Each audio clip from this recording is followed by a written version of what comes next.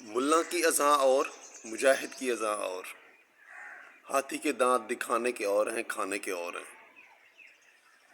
پاک میں عبادت کم ہو رہی، دکھاوے زیادہ ہو رہے۔ یہاں پر عبادت صرف سمجھا جا رہا نماز روزہ حج زکوٰۃ کو، اور دکھاوا بھی ہو رہا تو ہاتھ میں تسبیح، سر پہ ٹوپی اور مسجد کی پہلی صف۔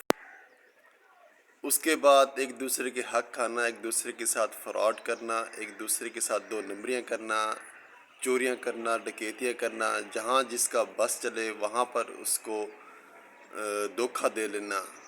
یہ سب اس حد تک آگے نکل چکے ہیں کہ کسی کو اس طرف سوچ ہی نہیں ہے۔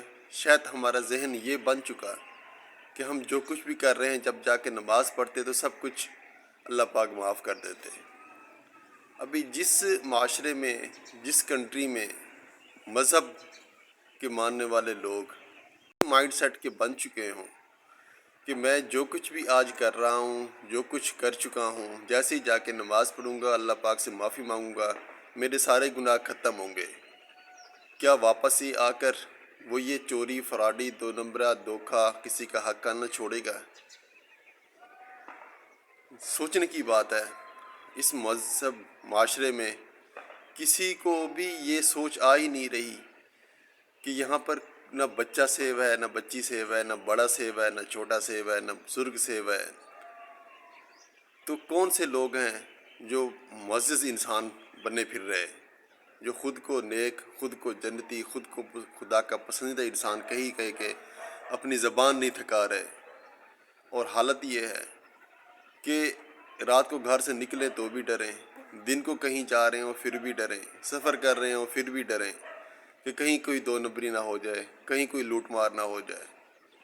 اور حی علی الفلاح کی آواز پر ایسے جا رہے ہوتے جیسے ہم سب ایک دوسرے کے حقوق ادا کر رہے، ایک دوسرے کے دکھ سکھ میں شریک ہیں، جبکہ چہرہ کچھ اور ہے، اندر کچھ اور ہے۔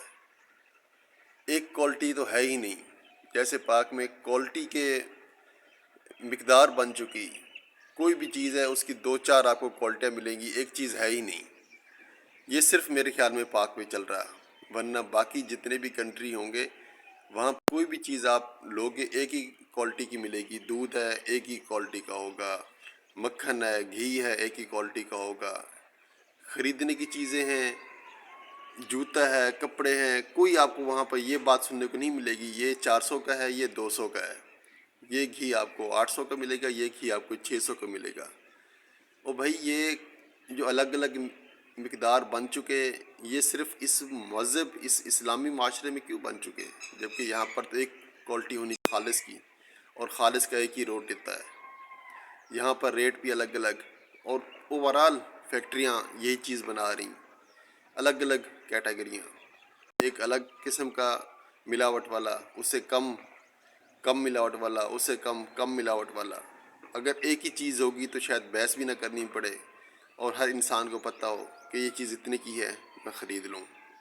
جبکہ یہاں پر جو بڑے بڑی فیکٹریوں کے مالک ہیں، حاجی، نمازی، عمرہ کرنے والے، سب کو لا رہے، اور نیچے تک شاپ کیپر تک یہ چیزیں آ رہی، اور ہم سب بھی اپنے یار دوست بھی کوالٹی کے بناتے، اس کے ساتھ سچ بولنا ہے، اس کو دھوکہ دینا ہے، اس کو جھوٹ بولنا ہے، اس کے ساتھ فراڈ کرنا ہے۔